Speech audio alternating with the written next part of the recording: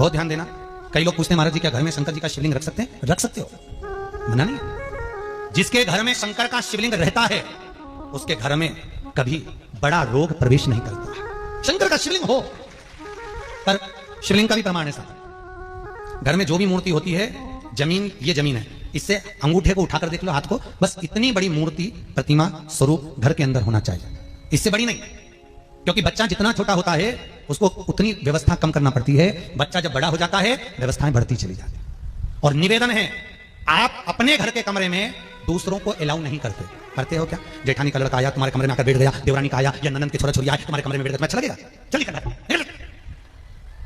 अपने कमरे में। तो बच्चे कहते हम कहां जाए? दादी के कमरे में जा, क्योंकि दादी का कमरा तो पंचायती।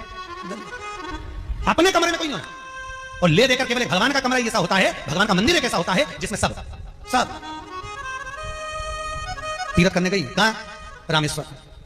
गणेश जी भगवान शंकर से बोले पिताजी फिर तीर्थ गई है। शंकर जी बोले बेटा खसक के बैठ जा, पकड़ के लाती होगी।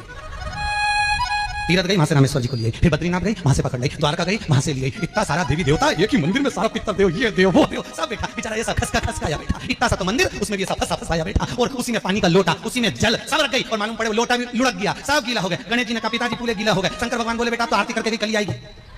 अब तो गई और सुबह से आई, इतनी सी शक्कर लिए, इतनी सी कटोरी में, और आरती भी कर रही शक्कर धर के, और दिया हाथ में, और इधर हाथ में घंटी, तन मन धन सब कुछ तेरा, मुंह से बोल रही तेरा, ऊपर से दिखा रही ठेंगा, समझना मत ही तेरा, समझना नहीं तेरा। पहले के लोग घंटी बजाते थे, अंगूठा नीचे रखते थे, आज के जमाने में तन मन धन सब कुछ तेरा। भगवान भी कहे बस इतनी सी शक्कर, और सब भगवान के सामने एक इतनी सी शक्कर धरी। गणेश जी के में खाऊं, राम जी के में खाऊं, हनुमान जी के में खाऊं, सब झगड़ रहा है। इतने में सब झगड़ रहे थे, इन्होंने विचार करा, इनने खाने के चक्कर में अपनी किचकिच कराई। आपकी वाली किचन में जाओ तो अपनी किचकिच कराओ। अब सारे पंडितों से पूछती फिर महाराज घर में शांति नहीं, घर में शांति नहीं। अब महाराज जी कहीं मालूम कि क्यों शांति नहीं? जब देवताओं का किचकिच कराएगी तो तुझे कौन छोड़ेगा? जगह किचकिच भगवान।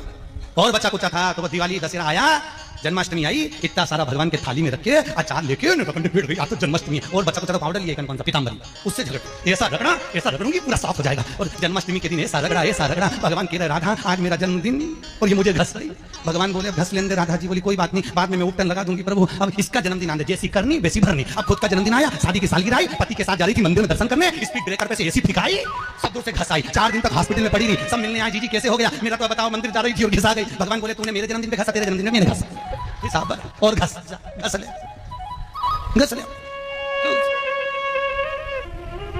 भगवत भजन चित्तवृत्ति में परमात्मा में भाव होना चाहिए। निर्मल मन सो मोहि पावा, मोहि छल छिद्र कपट। भगवान कहां कहते मुझे कुछ चाहिए?